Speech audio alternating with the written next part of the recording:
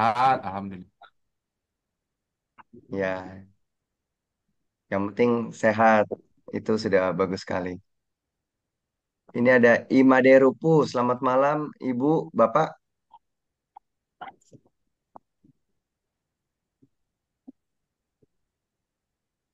Bentar, saya bukan bapak, tetapi saya seorang kakek.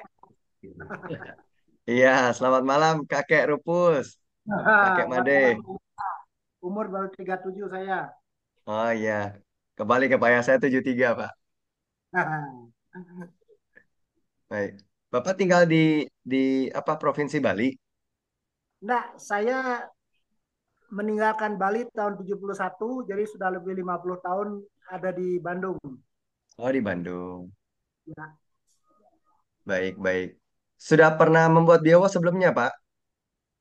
Eh, saya membuatnya Pak, eh, dengan hal yang sejenis yaitu biokomponnya Pak Basuki.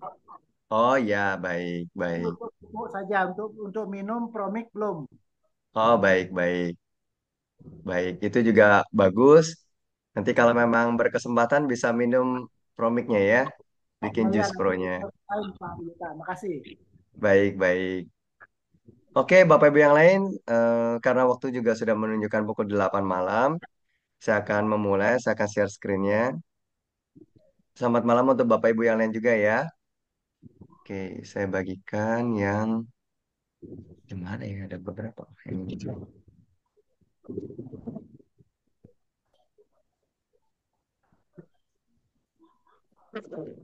Oke, Bapak Ibu, malam ini kita akan juga membahas mengenai hubungan membuat biospromik dengan emosi.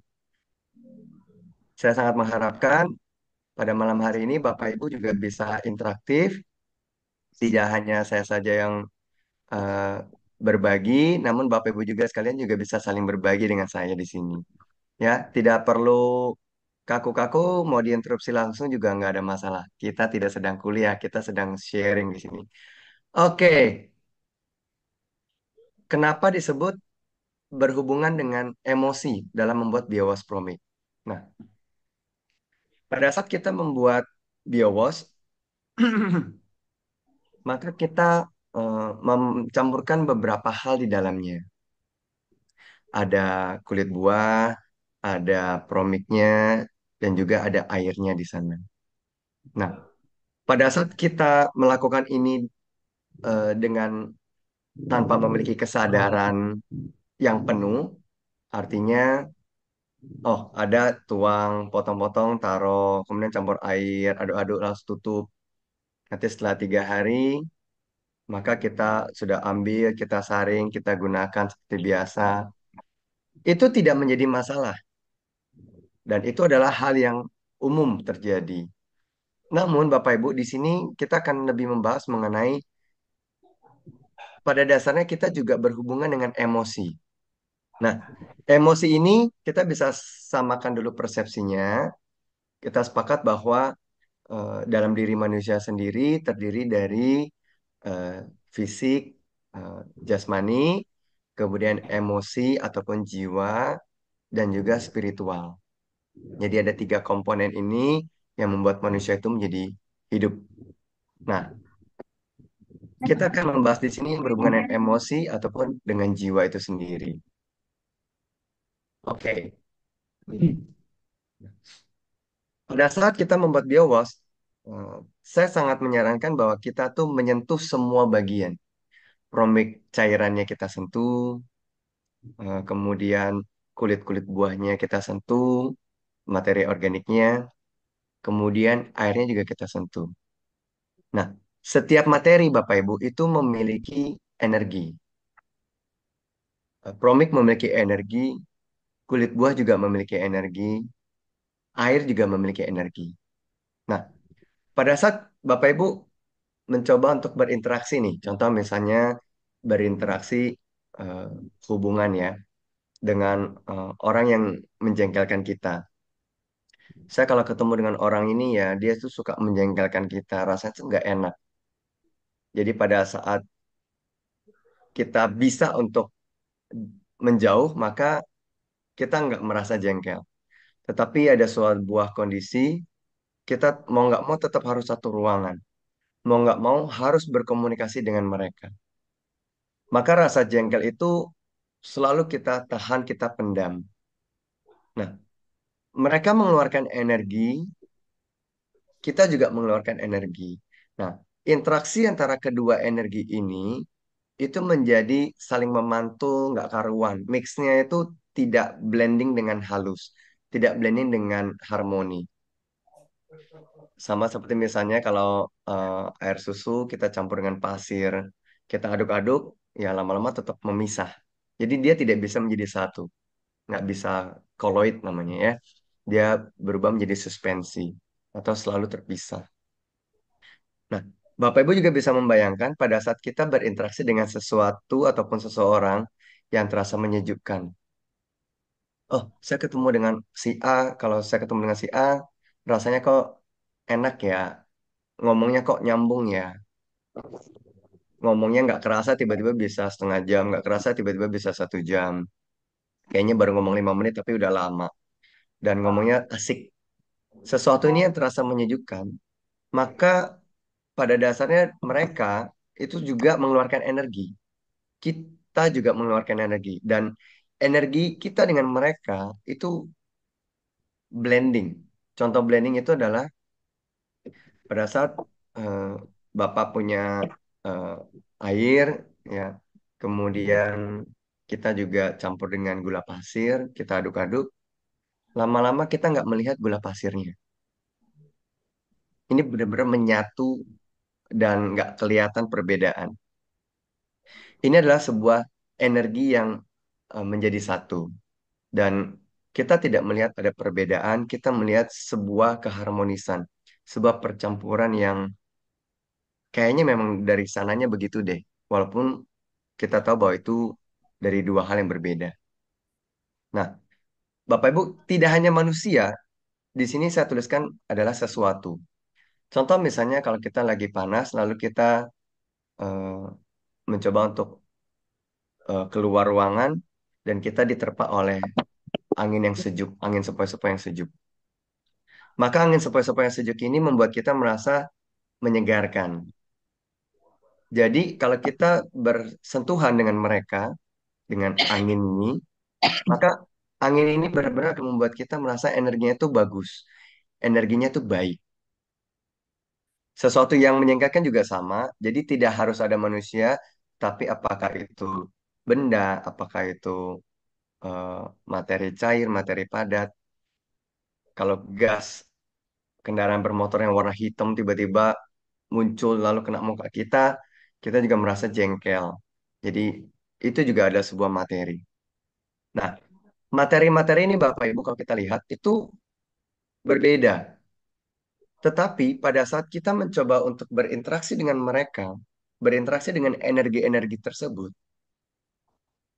itu akan berimbas kepada energi kita.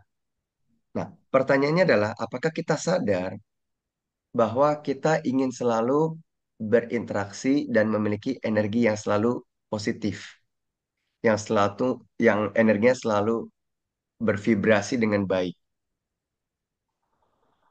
Kita memiliki nggak kesadaran untuk selalu pada kondisi-kondisi tersebut. Energinya selalu positif dan baik. Nah, kalau dengan orang kita bisa langsung mengambil jarak. Kalau dengan materi gas, misalnya polutan tadi, kita juga bisa mengambil jarak. Kalau dengan eh, benda-benda yang lain, kita bisa mengambil jarak. Tetapi kita juga sebenarnya, Bapak Ibu, memiliki kekuasaan, kemampuan untuk mendekati materi energi yang baik. Di alam bawah sadar kita, kita selalu tertanam bahwa jauhi yang jelek. Ya, oh ada polutan gas, oh kita langsung menjauh. Ada orang yang jengkelin kita, kalau bisa nggak usah ketemu. Tetapi kalau kita nggak ketemu dengan orang yang menjengkelkan, orang yang di sekitar kita biasa-biasa aja, kita nggak komplain, tetapi kita juga nggak happy. Ya artinya kita biasa-biasa aja. Nah, di sini adalah eh, kenapa saya membahas mengenai ini. Ini akan nanti berhubungan dengan emosional dengan biowas. Tapi kita perlu memiliki fondasi pemahaman yang sama dulu bahwa kita memiliki kekuasaan untuk mendekati energi yang baik. Jadi bukan hanya kita sekedar menerima energi yang biasa-biasa saja di lingkungan kita, bukan hanya kita sekedar menjauhi energi-energi negatif di lingkungan kita, di sekitar kita, tetapi kita memiliki kesadaran, kekuasaan untuk mendekati energi yang positif.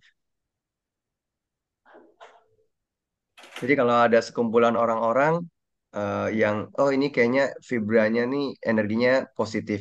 Oh ini orang ini nggak begitu positif, biasa aja.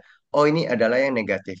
Kita akan cenderung, ya sudahlah, saya menjauhi yang negatif, yang dalam tanda kutip orangnya jelek gitu ya. Jadi saya mendekati yang biasa-biasa aja ataupun yang energinya positif. Kita cenderung lebih memilih menjauhi nomor satu. Sisanya ya mau ke yang negatif, yang ke positif boleh, yang vibrasinya bagus boleh, yang biasa-biasa saja juga nggak ada masalah. Kita hanya mengatakan hal seperti ini dalam alam bawah sadar kita. Nggak ada masalah. Paling tidak saya nggak dapet yang jelek. Yang biasa juga oke. Tetapi Bapak Ibu memiliki kekuasaan, the power untuk mendekati yang positif. Mendekati yang energinya lebih baik. Kenapa kita membiarkan tubuh kita, emosi kita, mengikuti aliran yang biasa-biasa saja? Nah, disinilah kita perlu bersama-sama untuk merenungi dan kita menyadari state kita, kondisi kita. Nah, dengan merendam tangan kita pada saat kita membuat biowash, ataupun merendam tangan kita pada saat setelah selesai atau panen biowash promiknya, maka kita benar-benar mencoba untuk mendekatkan state kita, kondisi kita ke sesuatu yang memiliki energi yang lebih baik. Bapak Ibu tahu pada saat kita membuat biowas, kita menggunakannya. Nah, contoh misalnya di sini ada siapa ya? Bu Ocha, Bu Ocha hadir ya Bu Ocha. Hadir Pak Cika, Baik. hadir Nah, Bu Ocha biasanya kalau buat biowas pakainya buat apa Bu? sesuai dengan rencana. Kalau misalnya saya mau untuk pupuk, misalnya untuk pupuk udah habis, biasanya boleh tuh pakai kulit pisang. Jadi udah diniatin untuk buat kulit pisang sambil ngomong, Ya, ngomong berarti sama. kalau biowas itu kebanyakan digunakan untuk pupuk. Oh enggak juga. Kalau niatnya untuk bersih-bersih, cuci piring, pakai kulit nanas, kulit jeruk. Nah, jadi memang ada di khususannya gitu. Karena kalau campur-campur, kalau menurut Bu Ocha sih, kalau misalnya campur-campur nanti digunakan untuk cuci piring atau itu aromanya memang agak-agak kurang sedap gitu. Tapi Hmm. kalau untuk bersih-bersih tadi untuk cuci-cuci kalau pakai kulit nanas, kulit jeruk itu memang spesial aromanya seger gitu untuk ngepel dan seterusnya. Tapi Oh kalau yang iya. kopi bocah memang belum belum fokus kayaknya yang mana ya yang pas kalau pakai yang kulit jeruk kok kecut lebih lebih tajam gitu untuk itu. Hmm. Jadi belum menemukan. Jadi Oh, baik, baik. Nah, sih buat pupuk bocah kopi. nggak nanti pada saat misalnya mau untuk cuci piring, ya Ibu seperti seperti yang kita ketahui juga, misalnya kalau kita punya jika membuat biowas promix sampai 7 hari apa boleh atau tidak boleh. Nah, konsepnya begini Bapak Ibu. Proses fermentasi dengan promik untuk membuat biowas itu super cepat. 3 hari sudah jadi. Artinya kalau lebih dari 3 hari nggak apa-apa. Karena teman-teman yang lain di luar sana juga fermentasi lebih dari 3 hari. Apakah seminggu, 2 minggu jadi baru digunakan. Tetapi biowas ini kalau sudah 3 hari sudah bisa digunakan, sudah jadi. Nah, kalau lebih dari 3 hari nggak apa-apa, tetap berfungsi, nggak ada masalah. Oke, projo pro- saya simpan di kulkas, tapi biowasnya di luar, di suhu biasa. Dan saya botol-botolin untuk dibagi-bagi tahan berapa lama ya. Ada yang berubah warna jadi coklat dan ada yang berulat. Gimana Pak ya? Ada endapannya juga. Oke. Nah, Bapak Ibu, kalau kalau pada saat kita simpan eh, biowas lalu berulat, kenapa kita simpan jus pro nggak pernah berulat? Nah, Bapak Ibu yang lain kira-kira ada yang mau menanggapi? Kenapa kalau misalnya kita simpan biowas tuh kadang-kadang bisa berulat, sedangkan kalau kita simpan jus pro itu nggak ada ulat, nggak pernah ada ulatnya ya. Kita simpan jus pro. Pernah sih satu dua kasus ada orang bikin lalu ada, tapi ada pemicunya. Pemicunya karena eh, kulitnya itu kurang bersih ya, ataupun masih ada sedikit mungkin ada tanah ataupun sedikit ada lalat yang sempat hinggap lalu bertelur di sana dan seterusnya. Jadi singkat cerita adalah karena kurang begitu bersih, maka bisa saja dia akan muncul ulat. Nah, pertanyaannya adalah apakah muncul ulat artinya masih bisa dipakai atau tidak? Jawabannya adalah tetap bisa dipakai. Kalau untuk BioWash ya, kalau Jus Pro yang berulat-ulat, eh, ya ya biasanya itu selalu ada di atas sih, di atas materi padat. Tapi kalau sudah air semua itu berulat sih nggak ada. Nggak mungkin berulat kalau sudah air semua. Nah, BioWash yang sudah berulat ini itu tetap bisa dipakai. Nah, dari sudut pandang yang lain, ya kalau ada bisa muncul ada ulatnya di situ, kita bisa sampaikan bahwa ini adalah sebuah hal yang alami dan tidak membunuh. Kalau membunuh ulat pasti mati. Ya, contohnya misalnya pestisida kimia. Udah nggak mungkin lah ada yang mau datang gitu ya. Udah pasti pada mati. Nggak ada yang suka. Tetapi kalau pestisida, kalau nggak dikasih pestisida kimia maupun yang sintetis, maka ya tiba-tiba ada ulet, ada keong, ada semut dan lain-lain. Itu karena memang alami. Oke, nah jadi mau dibilang mau simpan berapa lama, disimpannya bisa tahan berapa lama? Ya tahannya yang nggak ada expirednya, Ibu. Jadi dia bisa tahan terus. Cuma kembali lagi kami sering sekali menyampaikan bahwa biowas itu dibikinnya tuh sangat cepat. Jadi nggak perlu dikoleksi lama-lama gitu ya. Ataupun kita sekali bikin langsung 30 drum gitu. Wah, banyak banget ya sekali bikin. Supaya nggak usah bikin lagi. Capek bikinnya misalnya ya. Tidak. Jadi konsepnya adalah kita nggak perlu stok terlalu banyak karena memang bikinnya itu cepat dan gampang. Orang yang bikinnya banyak biasanya itu karena butuh waktunya lama, pada saat dipakai cepat habis. Kalau udah cepat habis mau bikin lagi harus nunggunya lama lagi. Makanya dia sekali bikin banyak gitu ya. Kalau kita bikinnya cepat, kami sangat menyarankan kita lebih sering membuat. Karena pada saat kita lebih sering membuat, nanti akan nyambung dengan eh, poin-poin berikutnya di slide ini. Maka akan ada me time. Me time itu waktu untuk diri saya sendiri. Pada saat kita buat biowash ya, bahkan kita rendam tangan kita 1 sampai 100 detik. Maka kita akan memiliki waktu untuk diri kita sendiri lebih dekat dengan diri kita sendiri, lebih dekat dengan mikroorganisme, lebih dekat dengan alam kita.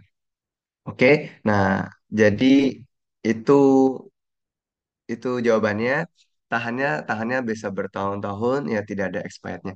Ada endapannya juga Pak. Ya, endapan itu tidak ada masalah.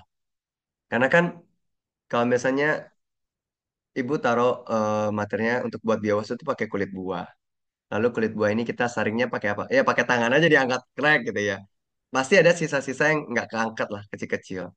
Nah itu akan terus difermentasi lama-lama udah sering difermentasi akhirnya dia jatuh dia. Jadi dia tidak lagi berada di bersama air tetapi dia akan jatuh ke bawah. Jadi seperti ada endapan. Dan lama-lama airnya akan mulai membening. Oke. Untuk limbah kelapa muda sebaiknya diperlakukan bagaimana? Ini batok kelapanya ya. Pak Ali, ini kelapa muda ini apanya ya? Batok kelapanya bukan ya? Sabut kelapanya. 4 juta maaf. Kalau jadi I- berubah jadi coklat gitu, kenapa ya prosesnya? Padahal sama bikinnya. Oh, iya, maaf Bu. Kelewatan, maaf Bu. Pada saat dia berubah jadi coklat, artinya tuh ada mikro mikroba yang masuk, Bu. Atau kalau mau dibilang ada jenis-jenis mikroba lain di udara yang ikut masuk. Apakah mikroba tersebut juga mengandung polutan? Polutan tuh kayak sip gitu contohnya ya, yang paling gampang. Ataupun misalnya ada orang-orang yang sakit, lalu ada bakteri-bakteri virusnya itu beredar di udara lalu ikut nyemplung ke sana, itu juga bisa berpengaruh. Nah, kemudian kalau misalnya, oh ini saya sudah bikin, lalu semuanya dicemplungin jadi satu ke dalam botol-botol, ditutup semuanya rapat. Jadi harusnya sih nggak ada polusi yang masuk lah, kira-kira gitu ya. Nah, kenapa bisa Ya ada yang berubah jadi coklat botolnya gitu? juga baru, botolnya Iya, baru. apalagi botolnya juga baru gitu ya. Betul. Nah, jadi begini, materi-materi yang kita gunakan, eh, kulit buah tadi contohnya, itu sebelah kiri ada yang masih belum membusuk penuh, sebelah tengah mungkin masih eh, mulus, sebelah kiri, sebelah kanan itu memiliki tingkat kematangan atau tingkat pembusukan yang berbeda-beda. Jadi dalam kulit buah itu tidak semua kulit buahnya itu sama. Sehingga pada saat difermentasi, ada yang fermentasi bagian kiri, ada yang fermentasi bagian tengah, bagian kanan. Nah, jadi kalau sudah fermentasi ini, maka dia bisa saja berubah warna, bisa saja tidak berubah warna. Karena memang dia sudah mulai masa ke pembusukan atau belum. Jadi berbeda. Kalau dia sudah mulai ke masa pembusukan, tidak sesegar yang kulit buah yang belum busuk gitu ya, maka ada kecenderungannya bisa berubah warna. Kenapa? Karena memang kalau sudah lebih membusuk, tidak begitu em, dari sisi manusia itu terlihatnya tidak begitu cantik atau tidak begitu bagus kelihatannya. Kenapa? Karena memang kami juga menyarankan jika kulit-kulit buah itu yang sudah mulai membusuk, disarankan itu langsung ditreatment dengan biowash jadikan media tanam. Bukan yang sudah mulai membusuk itu digunakan menjadi materi membuat biowash. Sama kondisinya dengan sayur-sayur yang lainnya juga. Jadi kalau yang sudah mulai membusuk itu tidak digunakan untuk membuat biowash, tetapi jadikanlah dia langsung jadi media tanam. Kenapa? Salah satu kondisinya seperti ini. Dia akan terjadi banyak sekali perubahan-perubahan yang tidak bisa fix. Karena satu tambah satu sama dua itu kan fix ya. Tetapi karena eh, materinya itu ada yang membusuknya setengah, membusuknya lebih banyak, membusuknya nggak ada. Jadi itu banyak yang tidak fix. Nah, itu akan membuat proses akan menjadi banyak variabel yang muncul yang baru. Oleh karena itu, eh, eh, yang disarankan tadi seperti tadi, kalau memang dia sudah mulai agak berbeda, berubah, dan kita merasa tidak nyaman dengan perubahan, maka jangan dipakai untuk menjadi materi membuat biowash. Langsung jadikan materi untuk media tanam. Tapi kalau bagi kita, saya mah nggak begitu Ya, masalah, oke. langsung bikin aja. Oke ya, Bu Tinja.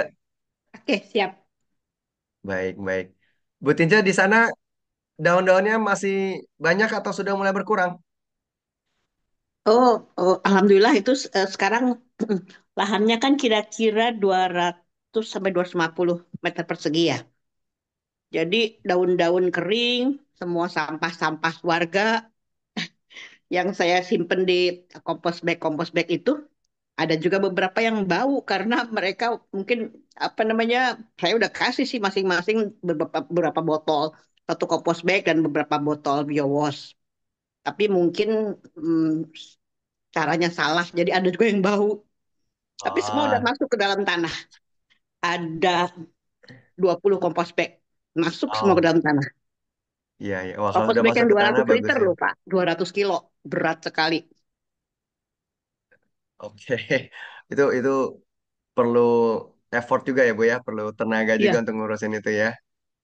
iya. Terus apa namanya ada saya ada masjid juga. Di masjid itu marbotnya kan saya suruh juga Bu itu dia kan senang nanam-nanam. Jadi saya suruh juga pakai eh, sampah. Jadi dia pakai sampah karena di situ ada pesantren kan. Jadi sampah-sampah dari pesantren lumayan banyak. Terus dia bilang dia tambah sama pisang-pisang, gedebok-gedebok pisang, terus dia taruh di itu di pohon-pohon yang kebetulan jagung dan cabenya tuh nggak terlalu bagus. Hmm. Jadi dia dia simpen di sekeliling cabai-cabai itu. Ternyata katanya setelah sebulan jadi bagus. Tadinya dia bilang, "Ah, saya coba-coba aja." Jadi jagungnya juga hanya sebagian yang dia dia kasih itu apa namanya sampah dan biowas. Cabenya juga hanya sebagian yang dia kasih sampah dan biowas. Terus dia videoin. Lihat nih Bu Tince, beda sekali katanya gitu.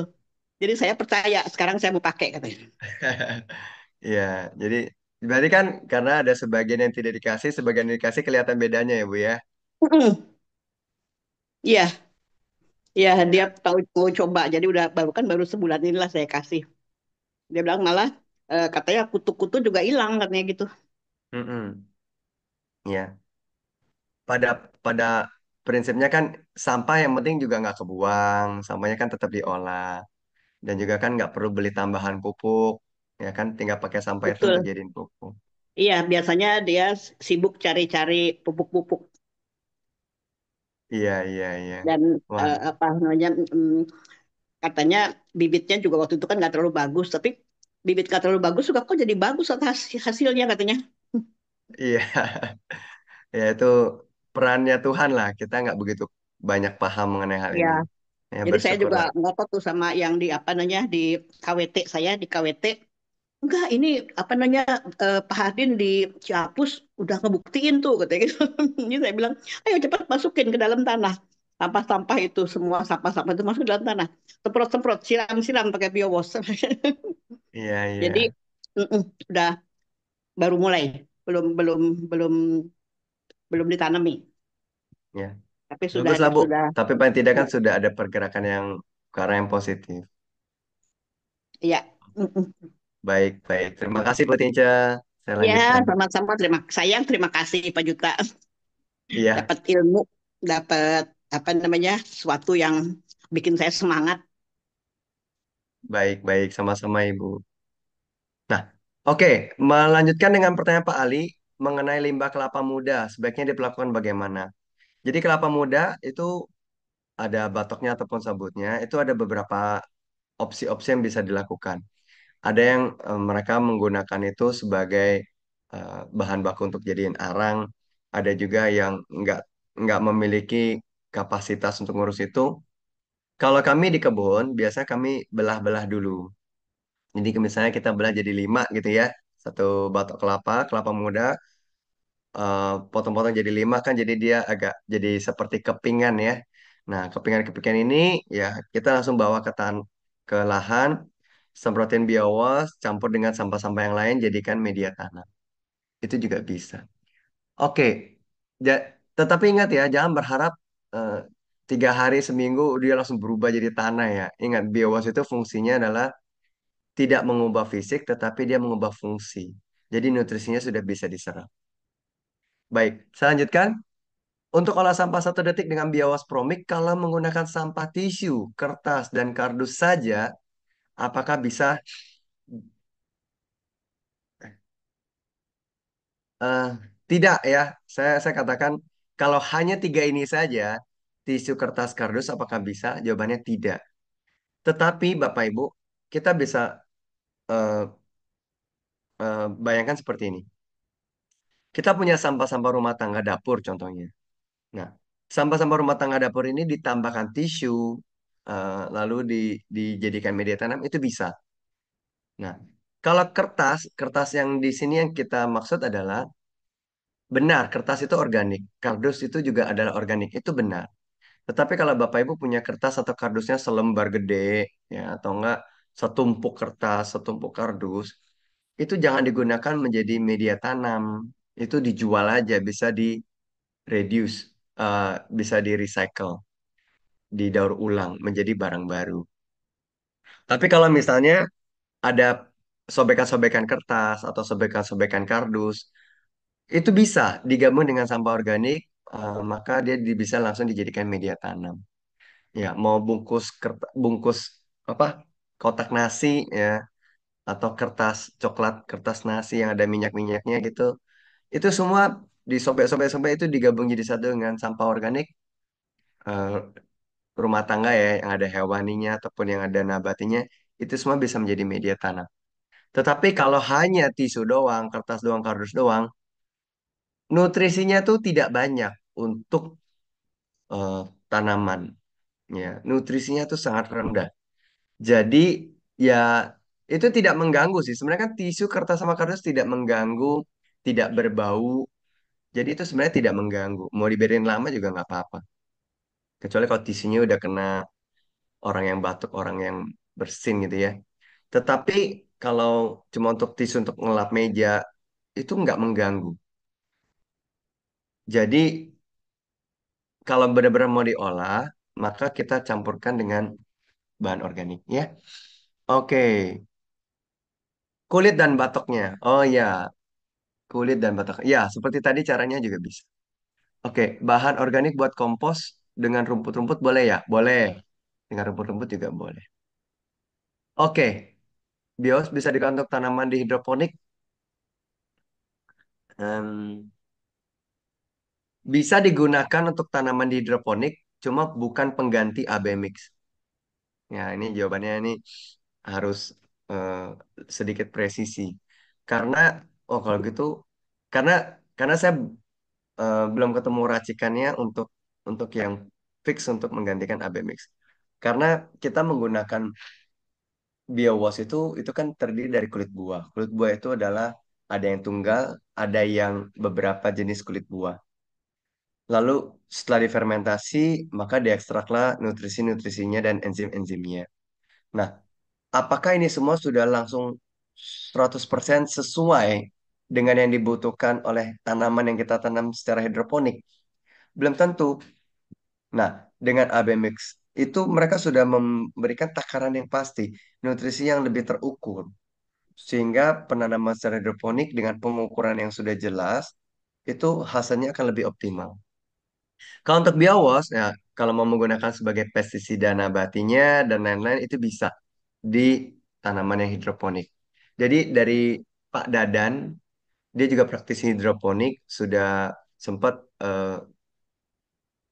ya, talk show juga ya. Istilahnya tuh sudah sempat ngobrol. Kami juga publish di YouTube, YouTube Kausa Lestari. Nanti boleh di scroll, boleh cari namanya Pak Dadan ya, Dadan dan Biowas gitulah kira-kira. Nanti di sana dia akan kasih tahu juga cara-cara penggunaan biowas untuk tanaman hidroponik. Begitu. Oke, saya lanjutkan di sini. Tadi di persepsi ya. Nah, kemudian ini adalah mindfulness. Mindfulness ini adalah sebuah latihan itu memperhatikan apa yang terjadi pada saat ini hanya dengan observasi, pengamatan. Contoh, yang Bapak Ibu saat ini lakukan adalah Bapak Ibu mungkin lagi ngerjain-ngerjain yang lain, tapi sambil dengerin. Atau ada yang benar-benar fokus untuk melihat eh, webinar pada malam hari ini. Pada saat melihat gambar yang ada di layar ini, itu adalah gambar botol, ya. Jadi kalau kita bisa melihat, kita memperhatikan, oh ternyata ada cabai di dalam botol. Ternyata ada sesuatu yang warnanya oranye di dalam botol. Ternyata ada campuran wortel, timun, dan lain-lain di dalam botol. Jadi kita memperhatikan di sana, kita tidak bisa mengatakan apakah itu sedang melakukan sebuah fermentasi. Kita nggak tahu. Mindfulness itu adalah hanya memperhatikan bahwa, oh, sesuatu, saya melihat ada wortel di dalam botol, titik. Saya tidak bilang itu adalah fermentasi wortel. Saya tidak bilang itu adalah proses-proses apa gitu. Enggak. Karena kalau kita sudah mengatakan ini adalah proses fermentasi, ini adalah proses-proses tertentu, maka kita sudah mulai menilai. Atau ada orang bilang kita sudah mulai menghakimi. Belum tentu itu benar, tetapi kita sudah langsung menilai dia begini. Dia itu pasti fermentasi. Padahal kita baru melihat ada wortel di dalam botol. Nah, mindfulness ini adalah sebuah latihan kita memperhatikan apa yang terjadi. Nah, mengapa ini adalah salah satu hal yang penting bagi emosi kita, bagi jiwa kita? Karena kita akan mulai menyadari bahwa asumsi yang salah itu benar-benar menjadi bencana atau malapetaka. Bapak Ibu misalnya nanti eh, menghadiri sebuah kegiatan, mendengarkan teman-teman berbicara, maka mulai akan si A tuh gini-gini gitu-gitu. Kok dia begini-begini gitu-gitu ya. Jadi kalau udah ada kata kok, maka itu sudah mulai masuk nilai-nilai atau penghakiman-penghakiman. Padahal belum tentu itu yang terjadi. Belum tentu itu adalah maksudnya. Sama seperti contoh, kalau eh, ada ada ada saksi sejarah namanya eh, Confucius. Jadi waktu Confucius dia memiliki murid, muridnya ini dia disuruh masak. Waktu itu ada tugas memasak. Pada saat murid itu sudah memasak bubur, eh, lagi proses memasak, lalu Confucius nggak sengaja tiba-tiba ke dapur gitu ya. Terus dia melihat bahwa eh, jari muridnya itu di depan kompor, di depan pancinya itu, kemudian nyicip di bibirnya. Jadi pada saat itu Confucius langsung mengatakan bahwa kamu ini murid yang kurang ajar. Gurumu belum makan, mencicipi, kamu sudah makan duluan. Ya. Itu adalah sebuah penghakiman. Yang muridnya sih diam-diam aja minta maaf. Pada saat ditanya, mengapa kamu melakukan hal itu? Ya, karena ditanya maka dijawab ya. Jadi dijawab bahwa tadi di sana itu ada binatang di dalam makanan yang dimasak. Jadi dia ambil eh, lalu dikeluarin. Cuma pada saat udah dikeluarin, binatangnya tuh sudah lepas. Tetapi kan masih ada sisa buburnya nih di jari. Kalau buburnya ini saya buang kan sayang. Ya, mendingan saya makan aja. Kalau buburnya ini saya kasih kepada guru, itu kan nggak sopan. Ini kan sudah kotor. Oh, ternyata itu yang terjadi. Kan orang hanya melihat bahwa dia mencicipi. Tapi orang tidak melihat prosesnya. Orang tidak melihat sudut pandang yang lain. Jadi dia tidak. Jadi dia ini juga merupakan sebuah pengalaman bagi Confucius sendiri bahwa kita sebisa mungkin tidak lagi menghakimi, tidak judgment, tidak lagi langsung menilai. Menilai itu tidak harus yang positif ya. Kadang-kadang menilai juga ada yang negatif. Saya menilai diri dia itu eh, kurang diajar, kurang ajar gitu ya, kurang diajar. Itu kan sebuah penilaian yang bukan positif. Nah, dengan adanya kita melakukan latihan memperhatikan ataupun hanya observasi, mengurangi penilaian, maka kita akan lebih memiliki kesadaran bahwa belum tentu yang saya lihat itu benar, tanpa mengetahui lebih lanjut apa sih yang benar-benar terjadi. Nah, dengan kita mencoba untuk merendam tangan kita pada cara fermentasi, ya. Jadi Bapak Ibu kalau misalnya buat jus pro ataupun buat biowas itu sama-sama fermentasi ya. Maka kita akan mencoba untuk fokus. Ya, mindfulness artinya kita merasakan apa sih yang terjadi. Ya, terus kita merasakan apa yang terjadi, Bapak Ibu bisa berkonsentrasi. Oh, ini ada aromanya seperti ini. Oh, ini tangan saya tuh dingin. Saya nggak pernah dengar sih ada orang buat biosu tangannya masuk jadi panas gitu ya. Enggak ya. Orang biosu itu menghilangkan gas metana gitu ya. Nggak mungkin jadi panas ya. Metana kan panas ya. Nah, terus kita bisa merasakan kok kayak ada yang menggelitik-menggelitik jari-jari kita. Nah, dan seterusnya. Silakan di diobservasi, disadari.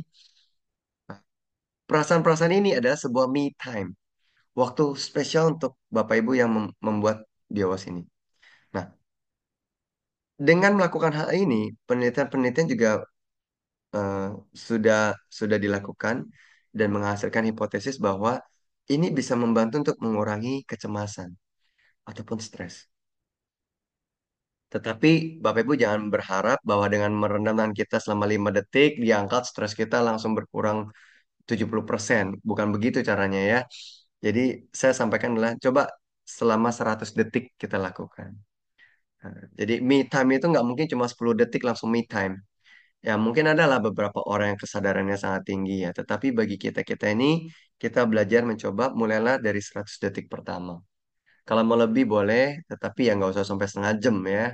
Dan kita juga nanti minyaknya hilang ya. Jadi nanti bisa berubah. Tetapi dengan durasi yang cukup itu sudah bagus. Oke, lanjut. Sebenarnya pembahasannya agak panjang ya, cuma nanti saya coba singkat-singkatin. Kesadaran tubuh. Ya. Kita bisa merasakan sebuah sensasi di tangan kita. Kesegarannya, apakah ini lengket atau tidak, eh, ini hangat atau dingin. Kalau misalnya masih kulit buahnya masih baru, kita bisa pegang kulit buahnya, oh ada rasa hangat-hangat. Tetapi kalau sudah 3 hari, itu tidak mungkin lagi hangat ya. Itu biasanya itu selalu cool, sejuk ya. Dingin banget sih kagak ya. Tetapi dia sejuk. Dan Bapak Ibu akan merasa setelah beberapa kali melakukan, bahkan kau bisa 1 lusin kali melakukan, Bapak Ibu akan merasa lebih terkoneksi dengan tubuh sendiri, connected. Nah, Bapak Ibu connected atau terkoneksi ataupun terhubung, ini ada sebuah kata yang yang ada pembahasan khusus. Ya. Bapak Ibu waktu berbicara dengan si A, lalu nyambung ngomongnya yang seperti tadi, nggak kerasa tiba-tiba udah sejam ngobrol, padahal kayaknya baru 5 menit ya, itu kok udah setengah jam, udah 1 jam kita ngobrol. Itu artinya Bapak Ibu sedang connected, terkoneksi, terhubung. Sehingga ada arus yang jalan itu nggak kerasa, nyambung terus, lancar terus. Tetapi pada saat kita nggak nyambung ngomong sama orang, ya bawaannya bete, nggak gitu seneng, ada aura yang negatif, maka itu tidak terhubung, tidak terkoneksi, unconnected. Kalau sudah tidak terhubung, berarti ngomong udah nggak nyambung, udah nggak sefrekuensi, nggak ada chemistry yang muncul. Nah, hari ini Bapak Ibu akan mendapatkan sebuah wawasan bahwa kita bisa meningkatkan kesadaran kita, baik tubuh maupun jiwa kita. Apakah kita sudah terkoneksi dengan tubuh kita sendiri atau belum? Seberapa sering kita merasakan tubuh kita sendiri, merasakan jari kita bergetar, maksudnya bukan shaking gitu ya. Tetapi kalau kita diam begini, kita ngerasain nggak ya di telunjuk kita, di jari tengah kita, di jempol kita, itu ada sesuatu yang bergetar dengan secara halus.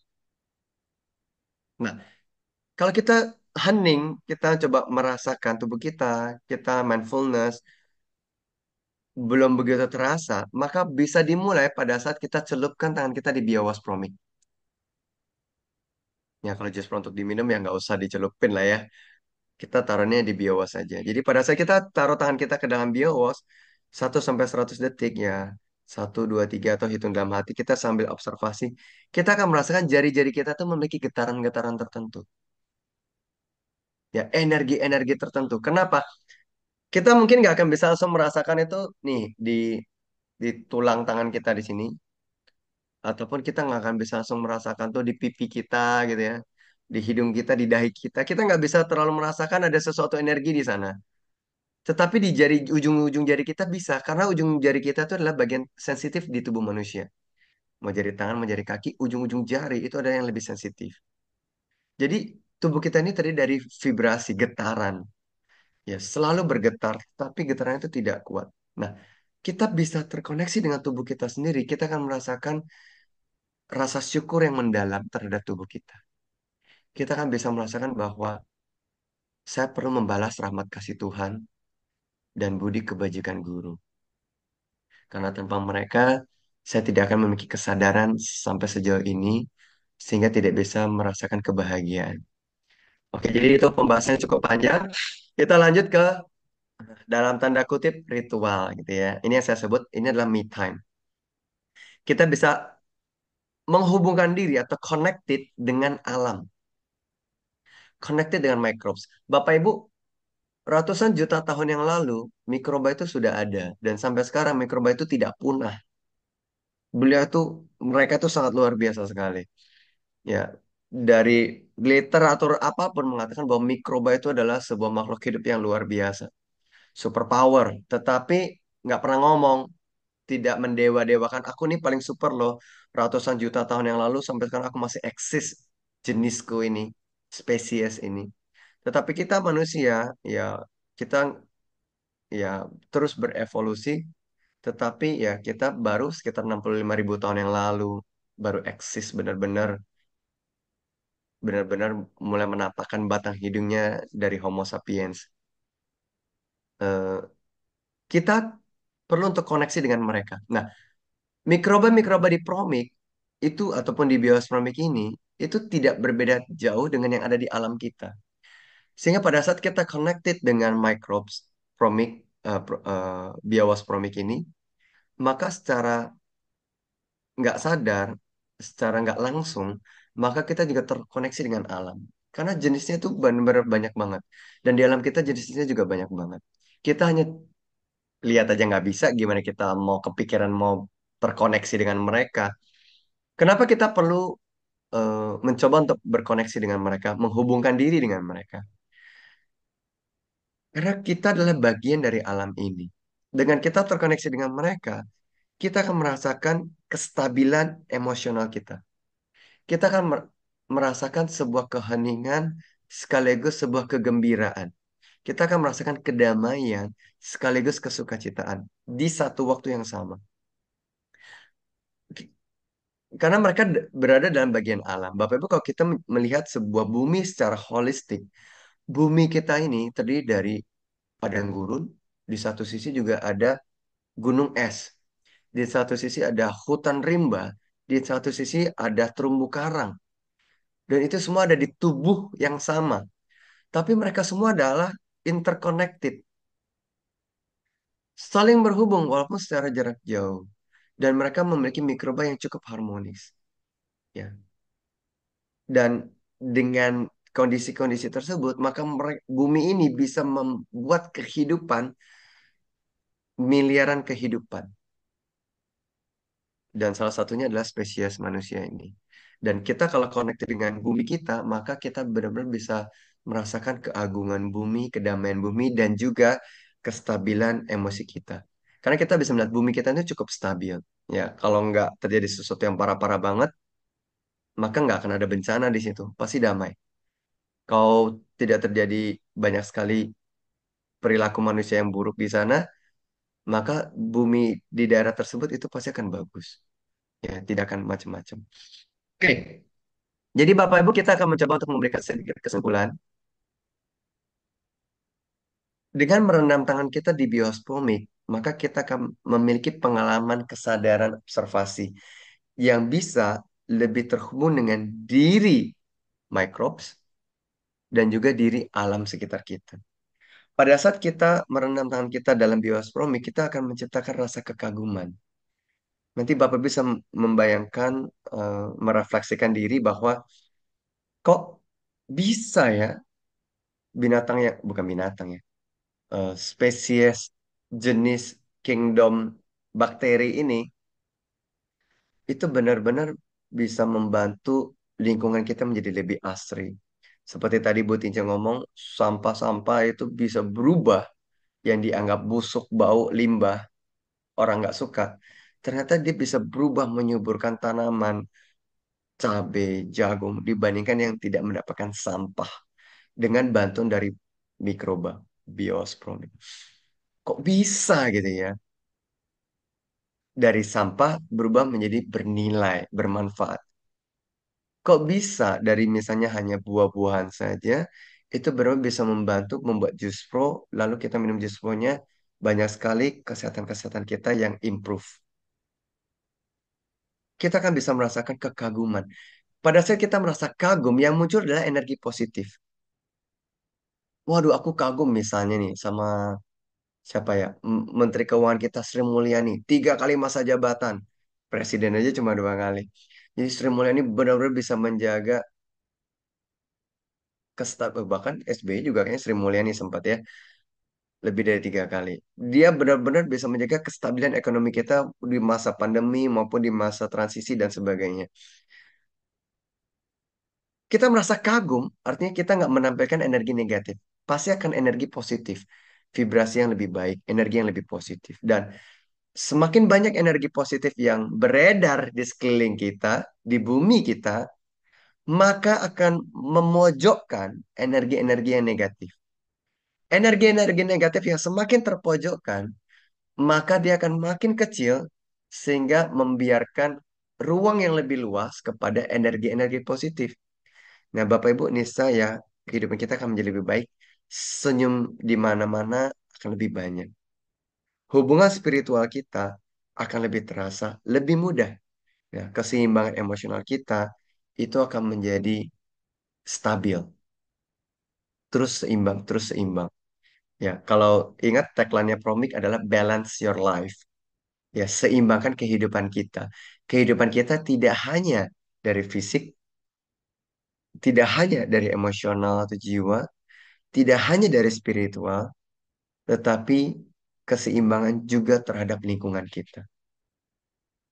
Ya, ini sebuah adalah sebuah eh, kondisi yang holistik ya, sebuah kondisi yang integral yang tidak bisa dipisah-pisahkan untuk mencapai sebuah keseimbangan kehidupan, balance your life.